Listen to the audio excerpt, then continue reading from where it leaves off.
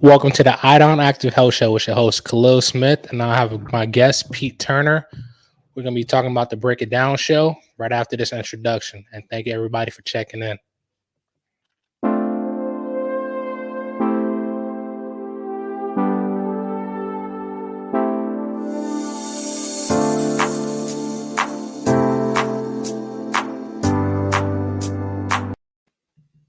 How you doing today, Pete? Let me see if I can hear you. Your mic's kind of low.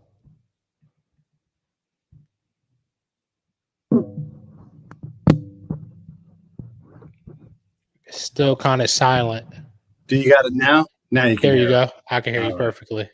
Yeah, I'm trying to get my stuff all set up right, but we'll go with how we got it. Oh yeah, you're fine. How you doing today? I'm good, man. How are you? I'm doing great. So, you got your own branded jacket? Is that what's going on there with the Idon yes, of course. Yes, it is. Well, look at me. I got Break It Down show shirt stuff. Break It Down show. I love it. I love it. Yeah. It's all about marketing your own stuff. If no one else is going to do it, I may as well. Wonderful. I actually want to talk to you about that. Like, I would like for you to introduce yourself to my audience, and then we'll start talking about your show, Break It Down show, and why you started it. Yeah, sure thing. So I'm a regular dude. I joined the Army at one point. I became a spy, and I deployed and did a lot of time in combat zones. I got over 1,000 combat missions. And ultimately, my job was to leave the camp every day and see what was going on in town and figure out how, what we were doing that wasn't allowing us to win, what was dangerous, and then what we could do better, in general. And that was basically my job. And so I did that for a long time. Then I got sick of doing that. And then I started up my podcast, the Break It Down show. And yeah, man, that's the fast version of my story. Okay. When did you get out and when did you start your podcast? I got done doing, so I was in the military working with them in 2012 was really when I was pretty much done. I did another job or two, but that was more secondary type work. And so when I started the podcast, well, I started on a community radio, which is sort of like old-fashioned style podcasts, but we started the podcast officially in 2014 was when we started it. We did about 2 years of the radio show before that. Okay. Sounds amazing. Thank you for your service. And thanks, man. Why did you start the podcast? Like, what was your vision for it? I had seen so many incredible things that I wanted to pass along these stories, and help us understand, like, when people go to conflict, what that's like. And I knew that I could uniquely tell those stories because I had spent so much time, like much more than anybody you're going to have on the show. I've spent on the ground talking to people. So with that unique experience and my unique capabilities as a spy, I'm like, I've got to do something with this. And this was the path that seemed to make the most sense, was doing a show. And my show isn't just about that. It's about life in general. But that was the path, was to tell stories through the podcast format. With that being said, what type of value do you want people to take away from your show when they do watch you? The values, I think, things are more complex than we realize, and assigning a simple solution or a simple assumption to things, it usually doesn't do service to that problem. It's usually a pretty complex problem. And when we slow down and seek to understand and try to tolerate, the people that are in and around that situation, we're going to have a better appreciation for what it's going to take or what it's like for that person. I always say that you can't seek to improve the condition of someone or something that you refuse to understand the condition of. So those are some of the things that I'd like to try to get people to understand, and just the beauty of life in general. I do want to talk about that, what you just said. So I'm a big fan of personal development. Like, you can't outgrow yourself. Just like you said, like, you're not going to understand something unless you're willing to learn or understand from that aspect, so it can all align with one another. Yeah. So that's amazing. So you started in 2014 to tell stories. And now, what type of feedback have you gotten with your show, or how many episodes in? 1,300 episodes. Oh, wow. Okay. Past that. Yeah. So there's been a lot of feedback over the years, and we've had a lot of success. I suppose the feedback has been positive. I mean, the show has developed its own name and its own power. I don't have to hardly book guests anymore. just through my cold asking has gone down by 90%. And so I chase certain people that I want to get, but for the most part, I'm talking to past guests, referral guests. People ask me, and it's just that I think is one of the big pieces of feedback that, hey, this is a good show, and all these incredible people come on, and so what we're doing is working. It's right. It's done through a true point of passion, and there's veracity in our actions. What type of guests do you try to bring on, or guests that do come onto your show? My show, Have like a preference? Yeah, it's just kind of like whatever's interesting to me, or friends or things that, like, sometimes I use the show in service of people who are getting started out or trying to establish themselves. But for the most part, I make my own editorial decisions. So if I'm sick of something, I don't bring it on anymore. If I want to learn about it, I bring people like that on the show. So it could be any topic, from social topics to sports to, music, lots of music. So it just kind of is what strikes my fancy and what fancies my strike. And that's sort of where the editorial decisions come from. That's amazing. Yeah. Yeah. You keep it open. Topics Yeah, open. wide open. Yeah, very much like Joe Rogan's show, where you might have a fighter on one next day and a nuclear physicist on the next. And I think that enriches life for everybody, to see that you can have these incredible people who are geniuses in their own right. Like, I may have someone who's absolutely incredibly famous in their field, and 6.5-7 billion people have never heard of them because they're very siloed in their fame, and they're great at what they do. But if you never looked outside of that silo or recognized that silo, you would never see that person's greatness. So let's illuminate that. Yeah, that's the power of connection. Yeah. You never know. Like, you're probably never gonna see somebody unless they come toward you in reference to your show, as somebody's who are already watching it. Yeah, Right. I love that concept. Bringing on people, and then you have that conversation. If you don't agree with something, they can enlighten you more, and now you're learning as well. Yeah. That seeking to understand things a big deal to me. Trying to accept someone's position, especially like with social things, because we tend to want a singular point of focus for the problem or for the answer, and those things tend to not work out. It's usually much more complex, and the more we slow down and study it, we realize the source of these problems is probably not what we wanted it to be. And where the source is usually not where it feels good. It usually feels like really damn hard work to get to that source, and really to make the change that you want is it's damn impossible, right? So you have to just get in there and work with the faith that the hard work will in some way ameliorate the problem. But it's never about somebody else. Like, if this person stopped doing this, it's about what can you do? What can I control and do? Why do you think everybody wants that easy solution, especially to blame somebody, even though that's the easier route, instead of blaming yourself? I feel like that's just a human thing to do. Yeah. And it's not the easier route, right? Like, the route that it takes is the route you would never even understand. You couldn't comprehend it. It's not a leap of faith. It's constant leaps of faith. You're working in the blind, knowing that I am working with good purpose. And maybe the thing you want to solve isn't solvable for you, but you do help in another problem that's adjacent that you never had even realized. I mean, like, when I look at my show, like, okay, what's the problem of having a podcast? Well, you got to do a lot of work. Okay, well, that's no problem. I work hard. You have to build audience. Well, that's no problem. If I just build it, they'll come. Well, already we've got a problem, because that's not true, right? It's not, if you build it, they'll come. If you build it and you do marketing and you stay consistent and you find a voice and you find people who appreciate I've just made that problem so much harder. And then even still, you may not succeed, right? And so that's understanding that about a problem. That's not what you want to hear. You want to be like, yeah, if I, put up some pictures of me looking great on Instagram, 1 million people are going to follow me. Yeah, maybe, but probably not. Yeah, you got to put in the hard work, and I dissect it. I agree, and just see all the avenues, all the options you have. That's exactly right. Yeah, and there are options, and there are places. And here's the other thing: is hard work is one of the best discriminators. So the thing that you won't work for, you won't achieve. Right. And so you should realize that and not put work towards it. Don't put half work towards it. Like, hey, if I want to dunk a basketball, I'm 52 years old. Maybe I could get myself back into good enough shape to dunk a basketball. Maybe.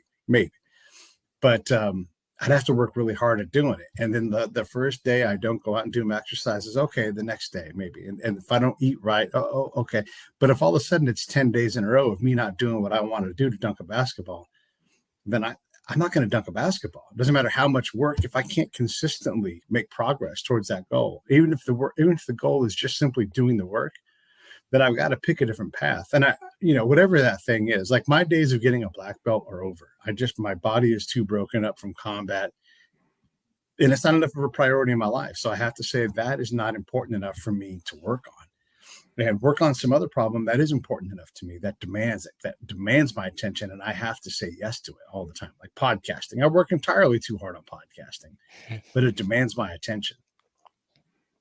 What makes you stand out as a podcaster, you believe, that made you get to the amount of people that watch you? Like, what qualities do you think you possess that attract people to your show? Well, I mean, I think first and foremost, I know what it takes to run a professional show. I've learned about hosting and the skills that are in that, and I can break those down and I can evaluate how I do it. So I've specifically worked to become a better host, to improve my speech patterns, my intonation, how I resonate my voice. All of these things are things that you have to master. So, but they're basic things. The other thing is I've interviewed a lot of people as a spy, right? And so I have experience in how to run a conversation. And so I can imperceptibly control a conversation if I choose to, and take a person to a spot they might not have otherwise gone to. And they will tell me things, not secrets, but I'll get them to get to the richness of their life, of their story, of their passion. And I know how to open that up and get, like, once I find that spot where the richness is, I can dwell in that spot longer than someone who's not as skilled as I am at having a conversation. That's amazing. That's amazing. All right, I'm going to dive into that a little more. So this is a two-part question. So what 5 tips would you give to a new host starting out on a podcast so they can develop that quality of hosting it efficiently? Then the second part is, how do you get to that meat of the conversation where you can keep attacking that to lengthen it? Let me I think those are very important. In reverse order. Oh yeah, no, it's hugely important. So one of the things I say to people, and this would be one of the 5 things, so there's one of them, is to listen for things, not to the person. I'm hearing everything you're saying, but I'm listening for the next thing, the next note that I want, and I'm going to ask questions on that note, and I'm going to explore. And I'm looking for certain things. Like if you ask me a question, they go, and you're really thinking, that's an important cue to me as a host to go, okay, now this person's thinking. I'm not just getting the first thing on the top of their mind. They're digging deep to find this answer. So when you ask a question that gets me to, lift my eyes and think, or ponder, that's a cue to me as a host. Okay, I'm in the spot where this person's thinking more deeply. Let me pay attention. And then two, let me slow down. Slow down what I'm saying and doing. I'm listening for you to hit that gear, to get emotionally excited. I want you to look for emotions. That's 3. And if you do that, if you got this person thinking in the deeper part of their brain, you've slowed down and you're allowing them to talk, and you're finding emotions in how they're talking, you know that you're in a sweet spot, and you shouldn't leave that until you're ready to, until you decide to, even if it takes them to a darker spot or a sadder spot. Those are good things, because that's a real rich ground for you to take. There's 2 other basic things I tell every host is, and I can always say slow down again, because it's so hard to slow down enough when you're a host that you have to remind yourself all the time. It's the thing I still do. I slow down, and I don't mean how fast you talk. I mean how you think. Like if you slow your thoughts down and you truly hear the words that you're saying, as I'm saying the words, I'm hearing myself, and that causes a more deliberate approach, which is slower. It also removes the ums, likes, and stuff like that. All those things that are junk words, because I'm hearing myself and I'm slowing down my thought pattern. I'm not saying those things. So when I say slow down again, like there's other ways to slow down. And then the other thing is understand that it's hard work. And if you happen to catch an audience, that's great, but you should expect that to be very hard. It's hard to earn people's time. there's a lot of options. There's a lot of things that take their time up. I mean, you're battling people's, you're battling TikTok and their ability to keep people's attention. And you're battling Instagram, and you're battling super famous people that have really successful podcasts that are all competing for people's time. And so you have to always want to improve your show so that you earn the right to have the respect of someone's time. That's amazing. That's amazing. I hope my audience taking notes. That was amazing. I'm Yeah. gonna have to look back on this video and rewrite it so I remember all this. Just remember, if you slow down and you figure out other ways to slow down, you're so far ahead of your peers. Just work on that. And slowing down can be shutting up. Just sitting back. If I'm going, I'm all excited, I'm talking, you just lean back and let the show come to them. Like, let More them of an active listening, huh? Yeah. Because they're doing exactly what you want them to do. You want them to shine on your show, and now they're shining and they're talking and they're just and so you're just nudging. You're just asking these soft nudging questions, which can be, go on, which is not even really a question. Tell me more. What do you think about this? And then ask them, the thing, or even better, like, your opinion on something, and let them fill the blanks in. Those are really powerful things. Amazing. I agree. I had another question for you that I asked you. Yeah. I think you did it backwards. I did it backwards, and then I started. So you asked me about 5 things that I would give advice on, and then I was talking like basically when you find something good, how do you know when you find something good? And I was talking about that, listening for things rather than to the person, so that you can decide when you want to. The example on that is like, imagine a boat going across a lake. Mm-hmm. Right? It'll go across the lake, but what if all the richness is down below? Like the treasure is in that sunken ship. So you got to get that boat to stop and then dive down with the question. And then when you find something that you like in that question, there's probably gold in there. So spend time down below. So you have to get deep, and you have to get that person to go, and ask them, and then back up. Maybe you overshot the spot where the good stuff is. So you control the timeline. An interview doesn't have to be linear. It can be this time-free kind of conversation where all of a sudden you've brought the conversation all the way back around to the same spot where they were earlier when they weren't warmed up. And now they're ready to give you something else because you're controlling how time works. Gotcha. Okay. Amazing answer. Thank you for that. Why did you why did you call your show Break It Down Show? So my buddy John and I, who I started the show with, we were handymen in San Francisco, in that area. And we were trying to think of the name of the show, right? This is like such a big deal. What are we going to name our show? And we, tried this, tried that, John this, Pete that, whatever it was going to be. We tried all these different things. And then John said, what about the Break It Down Show? And I said, you know what? That might be it right there. Like we were kind of getting to the point where we had eliminated a lot of things. It was mostly good ideas left. And he fell out with the Break It Down Show. And I'm like, that's really good. I hope that's free on the, on the internet and the URLs. And it was. And we're like, oh my God, this is perfect for us. And so it was just one of those things where not only did we like the name and vibe on it, but the URL was free. And so that was it right there. And there were no other podcasts called the Break It Down Show when we said that. So it gave us the ability to be anything we wanted to be. And it's something that people say all the time. That, like just when people talk, they're not saying it to be funny on my show. They'll say, well, let me break this down for you. And then I just sit back because I know it's going to hit them in a second. And then I'll be like, I'm on the Break It Down Show. And I just said, break it down. And then it gets funny because of that. So it's this secondary blessing that the show name is part of the common vernacular for people. It's pretty fun. It is. You got me thinking I should have did something like that with my name on my show. Yeah, whatever. You can, here's the other thing. You can always change the name of your show. You always can do that. You can always change the theme of it, the color of it. That would be the 6th thing, right? Don't be afraid. You're going to change because my show has evolved. It's not the same show that it was in the beginning. Everybody's show is different all the time. So don't be afraid to change. Allow it to happen, especially if you're not happy with it, because you're the one that has to do all the work, How do you market your show? Do you do it weekly? A couple 2 days a week?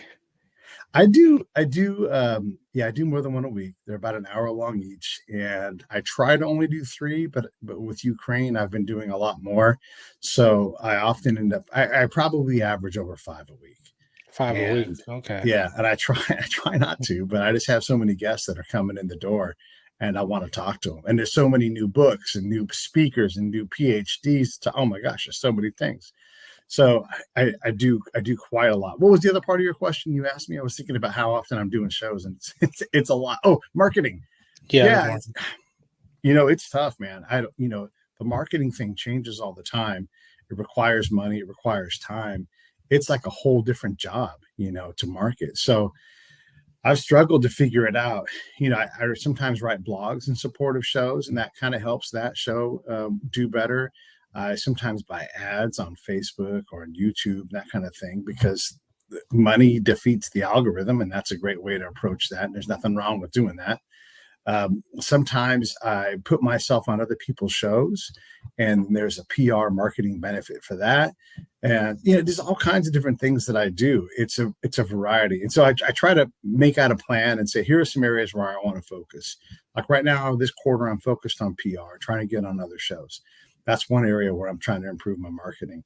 But also, I'm trying to engage with people privately who are in the podcast world to see what kind of things we can collaborate on, because collaborations seem to perform better, at least on YouTube, than non-collaborative things. I'm also trying to put together those short reels that are on TikTok and YouTube and Facebook, all these short formats.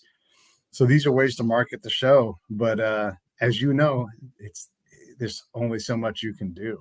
There's a lot of work. I agree. You can spend more time marketing your show than you do on making a show. And making a show, as you know, is a lot of work. Yeah, that takes up like a quarter of my day every day, making flyers, marketing it, and just finding people to come on. Yeah. That's a battle. So you said, I want to say this real quick. That's a big point. Pre-production on a show is a lot of work. I think we sent 20 emails back and forth, and it is a lot of work to figure that out. Time zones and, oh, you know what, this came up, and that can take you 3 hours to not even book a show. And like the person just doesn't ever come through. You can send them 10 emails being persistent and they never say yes. That's time on your show and nothing came of it. It can be a lot. It happened to me this morning. I guess I met somebody. We were trying to collaborate. I thought we were doing a meeting today just to talk about a time to do the show. Yeah. And then he wanted to do a Zoom call and talk about it. Then he was like, no, all right, we're doing the actual podcast right now. I'm like, oh, this is awkward. Yeah. All right. So I'm like, let me just wing it. Let me just go about it. Yeah. Sometimes just the communication, figure out what times works, scheduling it, talking about what do you want to talk about? Because you always want to have a vision. Sometimes you want to have a vision. Sometimes you can just talk about it and be spontaneous with it.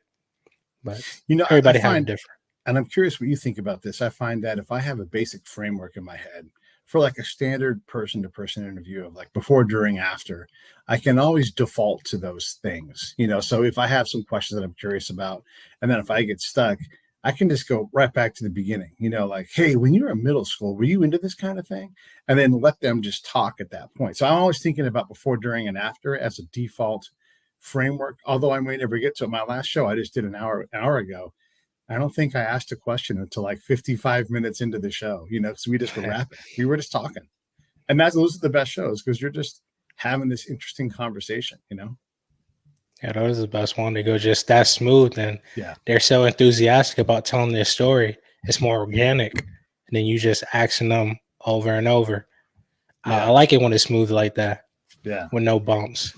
I like it when the person's a little bit hesitant because they haven't, look, speaking publicly isn't their thing. They might be super smart on their topic, and they're like, I need to prepare, and I like. You're already prepared. Everything. You're an expert in this field. Like you've done the preparation. And then when you sit down with them and you're like, well, we're about to wrap up. It's been about an hour. And they're like, wait, what? What? It's been an hour? And they can't believe it's been an hour, but there's so much richness in what they did. They were never looking at the clock. And that I'll take one of those every day of the week because it means you've put that person in a magic spot where time didn't matter to them. And they were just thinking about the next thing. I love those kind of shows. Yeah, that just tells how much they enjoyed it, the conversation, spreading that, giving that value to people. Like I did the same thing about 2 hours ago because I'm a health coach. So somebody wanted to talk to me about health and stuff. I'm like, sure.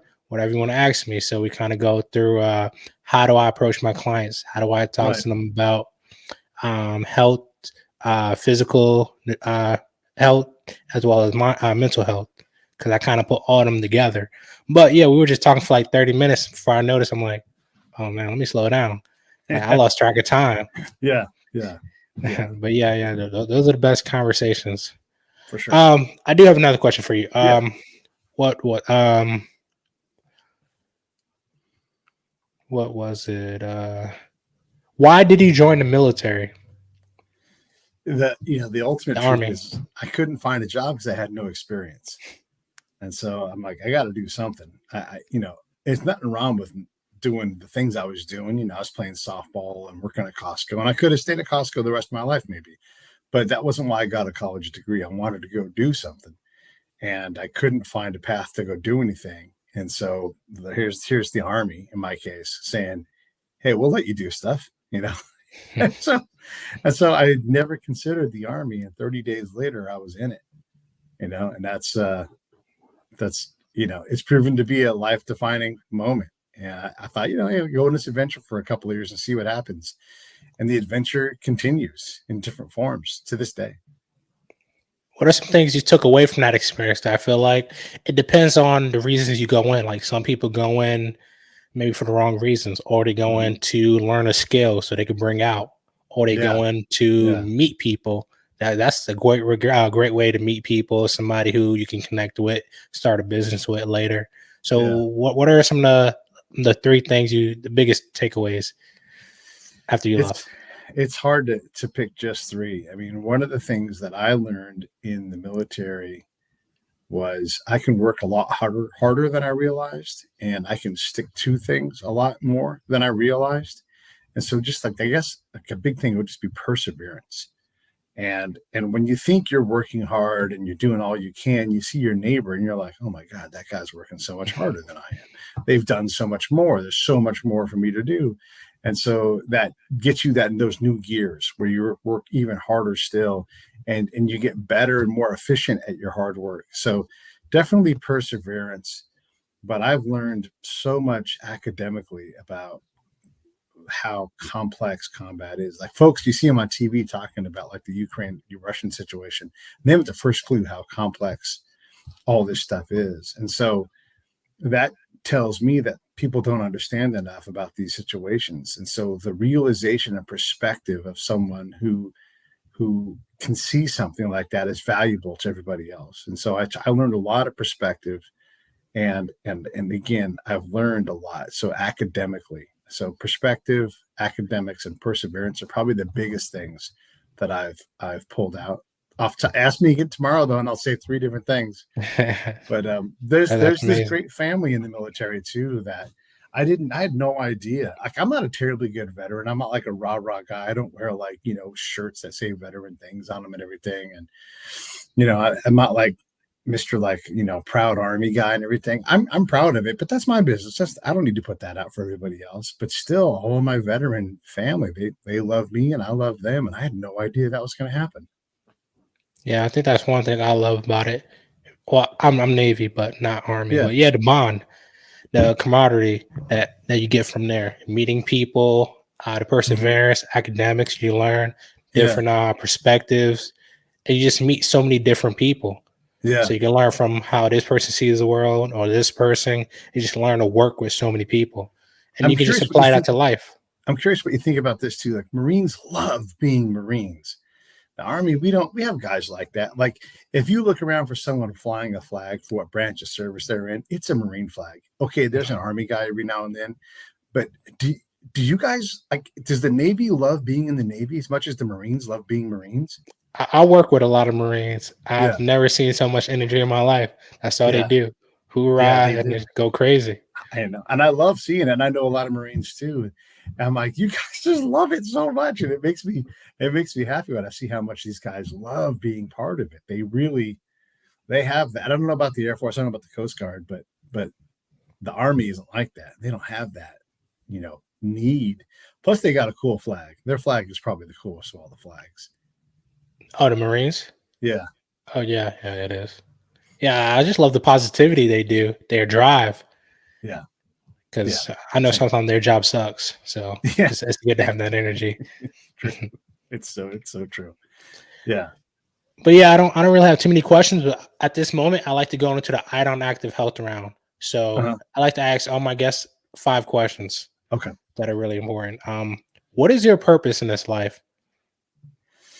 My purpose is, I'll just say it's to be of service to other people and just to try to be a better person myself. Those two things. If I can be of service and try to be a better person, I think those are pretty noble goals.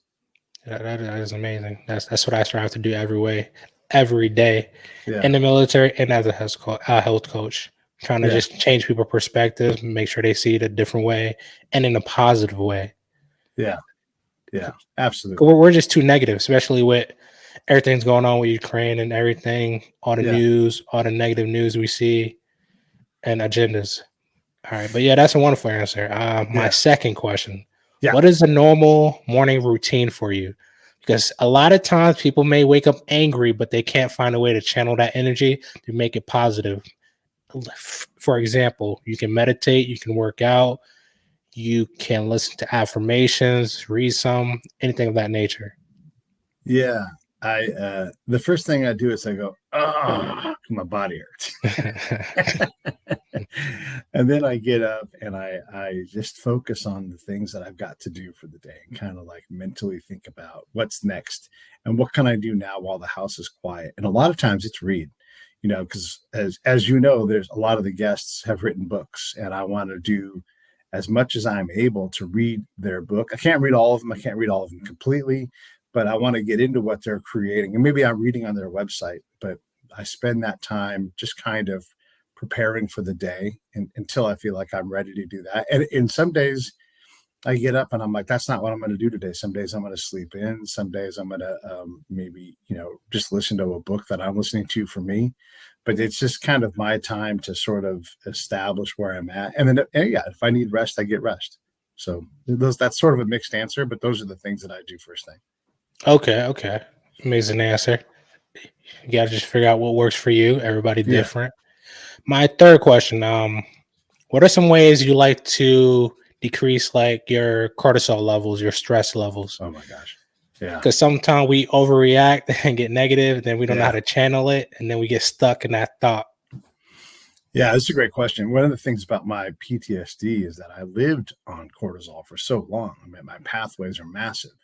And so when I get a cortisol hit, my response is fine for combat zone, but it's not good for day-to-day life, right? And so I have to recognize these situations and reduce my triggers so that I'm not exposing my body to this chemical response unnecessarily. And so there's certain ways I've evolved my life to be more calm and changed. So there's the preventative part of that. And then just in general, one of the things I do is I just slow down my life. Especially when I was really struggling, I would just take that bar that I always set for myself at like 10 feet in the air, and I'm like, just put it on the floor. And I can walk over this bar all day long. And I don't have to be the greatest version of Pete today. Just whatever I'm doing is fine. And so just changing my outlook on not having to jump over buildings or cut down a tree or do whatever it was allowed me to go, hey, today is just a day where I'm going to take an extra nap. I'm going to, not worry about getting all the emails done. I will get caught up in those things. I don't have to respond instantly to everything like I always do. And so that's one of the big ways I deal with it. It's just reshaping my day, spending time on mindfulness, understanding how great my life is. And the fact that I'm worried or stressed out or fired up about whatever this thing is, in the grander scheme of things, as soon as you relax and look around, you realize this is a minor thing, and either I'm going to push through it or it just doesn't matter. It just doesn't matter. There's so many things in my life, I'm like, it just doesn't matter. I'm not going to spend energy on Yeah, we put too much energy into the minor things, especially things that are irrelevant to our lives. It doesn't give us any value. So I it. Yeah. agree. I, I'll I, I want to say this real quick about this answer because I think this is perfect. So there's a guy, a lot of people know him. His name's the DOC. He was part of the rapping crew with NWA. He wrote a lot of the incredible raps that they had. And I had him on the show and he said, look, I'm in my mid 50s And, you know, he learned from his girlfriend's Erica Badu was his girlfriend. She taught him things. His most recent girlfriend taught him something. He's like, they said, I'm carrying around other people's problems and stuff. I just don't got to carry around. So I quit doing it. And my life got easier. And I'm like, yeah, that's true. Like we have to recognize things that just don't belong to us and quit carrying them around. And if it's good enough for him, man, it's good enough for me. Exactly. So everybody need to stop doing that. Stop carrying everybody else's baggage that are just weighing you down. Right. Oh yeah, my other question was, this is another one, but how important do you think being grateful is? Like gratitude, like you said, it relieves stress. Like you wake up where we stuck in this moment that everything is going berserk or just so much negative, but then we start realizing what we have and being grateful. Yeah, I try to be gracious, which is related. You know, it's not quite a synonym, but it's the same root, right? So that gratitude, that grace, I try to have those in my heart all the time, and love. And when you slow your life down, and this is just me talking about how I've done it, but when I've slowed my life down, I realize how many people around me are important to me, even if I don't know them, I'm never going to interact with them again. That person who's doing some service for you, you know, like taking out the trash, or I like the person who's at the airport who sits with their back to you as you walk out of the airport, and nobody can walk past that point, and they can't walk past that person. If that person didn't sit there, there would be no security. So that person is a person you literally walk by, and all they ever see is your back. And I always stop and turn around and say, "Hey, thanks for being here. Thanks for keeping all of us safe. I appreciate it. It's a thankless job. We don't even see you. You don't even see us. So thank you."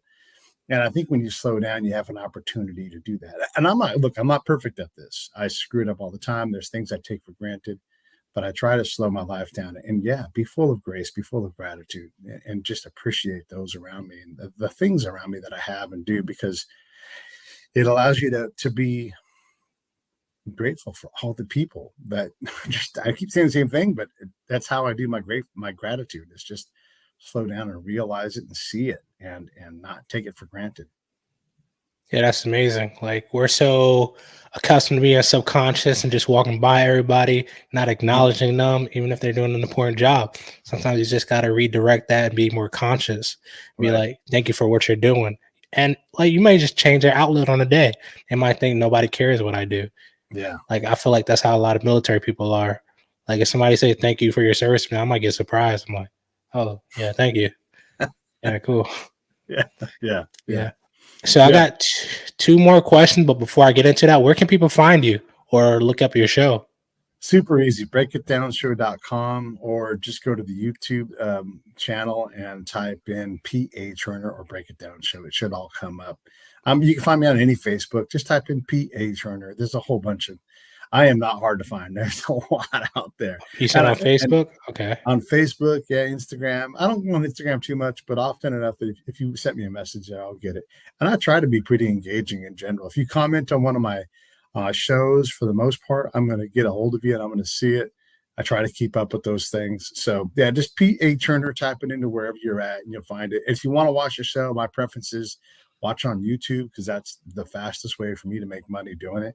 So those are my asks: is YouTube, P.A. Turner, and you should be able to find something that you like. I have something for everybody on my show. All right, that's amazing. Yeah. Check out his show on YouTube.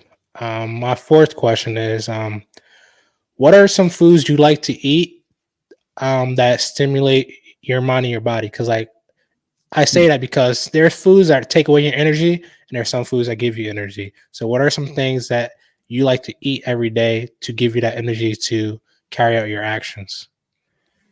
In our house, we have a very simple breakfast. You know, it's eggs, toast, maybe some kind of meat or something like that.